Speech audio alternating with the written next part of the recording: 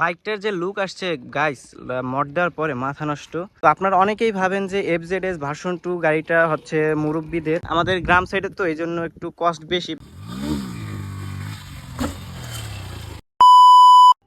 হে everyone, আসসালামু আলাইকুম, this is Ifti, welcome to my YouTube channel biker Ifti vlogs. তো আজকে বেসিক্যালি এই FZS ভার্সন 2 বাইকটির কিছু মডিফাই দেখাবো। এটা হচ্ছে আমার বন্ধুর, এদিকে আয়।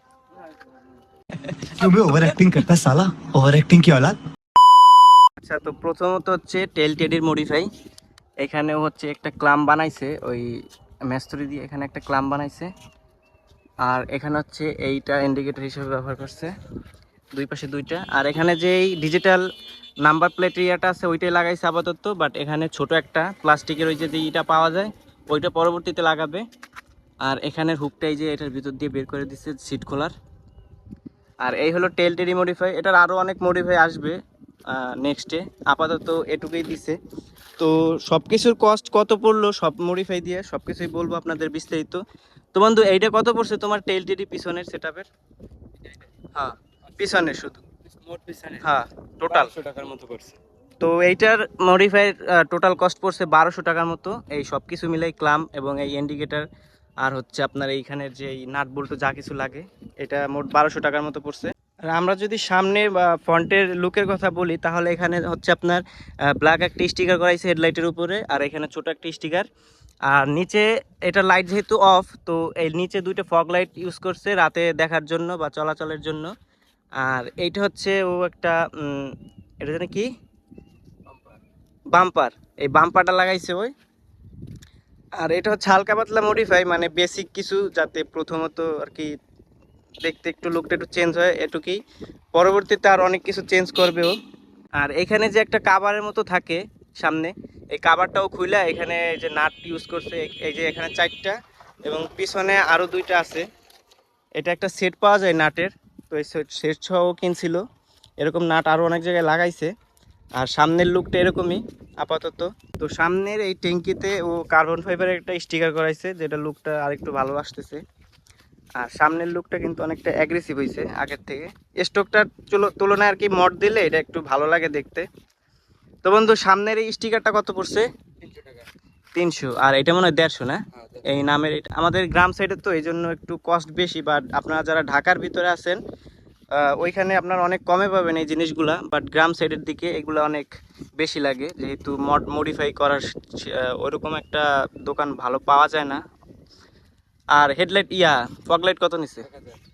1000 টাকা। আর এই যে সামনে এই ইন্ডিকেটারের ভিতরে ওই যে আপনার যে লাইটটা আছে ওইটা চেঞ্জ করছে, লাইট কত নিছে? 160 টাকা। দুইটা?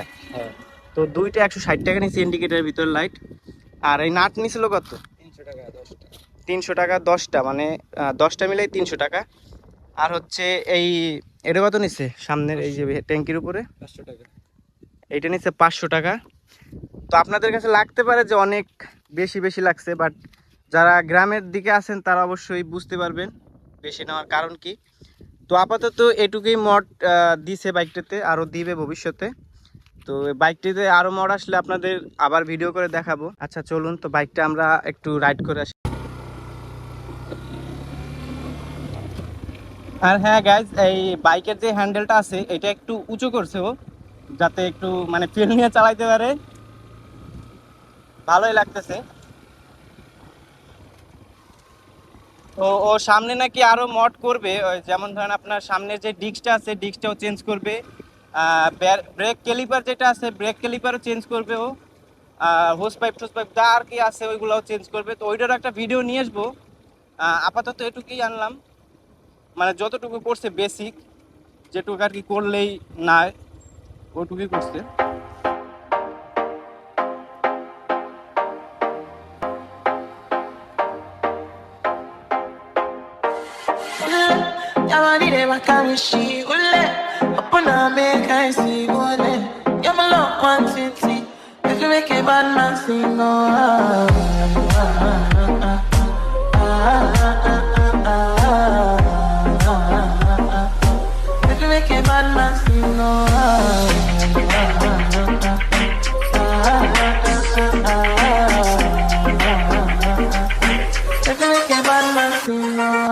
This is only